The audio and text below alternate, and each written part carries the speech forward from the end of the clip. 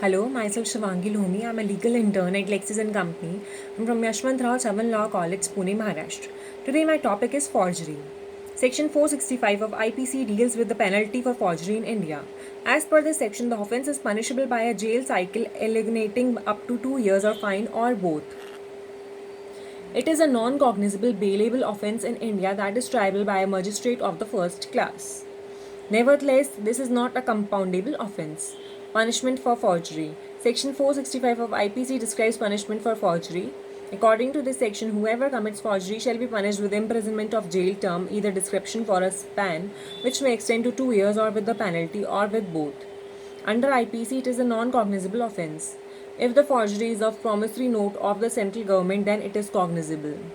In the case of Ram Narayan Poplay versus Central Bureau of Investigation, the court stated that the term forgery as used in the statute is used in its ordinary and popular acceptance.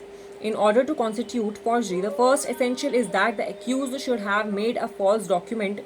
The false document must be made with an intention to cause harm or injury to the public, or to any class of society, or to any community making a false document or false electronic record. Under Section 464 defines false document. When a document needs to be false document, it is not mandatory that it must be a comprehensive document.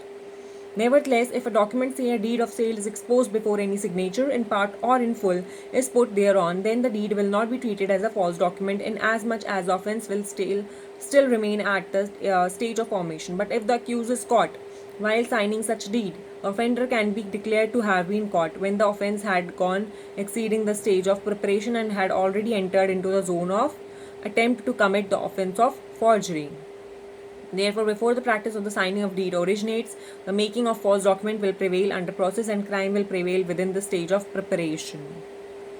Three forms of making false documents. For the purpose of the subject of identification and comparison, signature and writing, forgery may be classified as stimulated or copied forgery. In this variety of forgery, the forger chooses a model signature or writing and tries to replicate the design of letters and other broad features depending upon his ability, practice, and competency.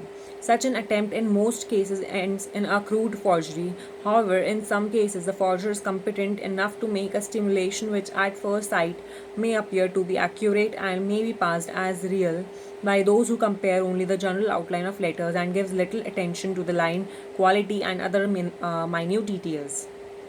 Traced forgery. This means reproducing the exact copy of the original signature. Traced forgery is accomplished by using carbon paper, indented tracing paper, transmitted light, or scanned image.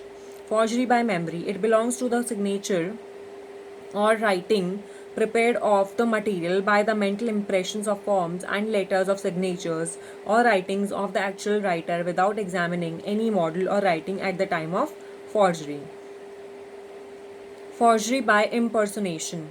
When a person merely writes or signs the name of another person in his own handwriting in a normal manner rather than expressing himself to be that person with some motive involved.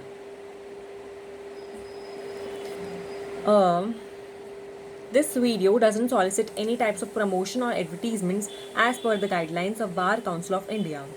And the sole purpose of this video is for educational purposes only. Please like, share and comment on my video, and do subscribe this channel. Thank you so much.